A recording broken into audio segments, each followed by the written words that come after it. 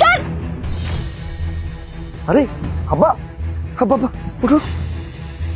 এই কি ব্যাপার, তুমি আমার পোলারে মারতাছো কেন? কি করছো? তুমি তুমি বিদেশ থেকে চলে আইছো? একটাবার জানাবা না কও দেখি, না জানে চলে পড়ছো তুমি।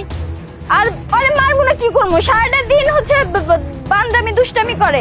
তোমার পোলারে ভালো বানাইতেই পারলাম না আমি। আরে এসব তুমি কি কইতেছো? হ্যাঁ, আমার পোলা বেয়াদব হয়ে গেছে। আরে আমি বিদেশ থেকে আইছি কি না আইছি সেটা পরের কথা, কইছি কি না কয়ে আইছি সেটাও পরের কথা। তার আগে তুমি আমারে কও তুমি আমার পোলাটার গায়ে হাত তুলতেছো কেন? কি এমন অন্যায় করছো? তুমি ওরে বেয়াদব কইতেছো? আরে কি সমস্যা কি? আমি কতক্ষণ ধরে বসে থাকবো? হ্যাঁ কত। এই পোলাটা কেটা? আর ঘরের ভিতর কি করতেছিল?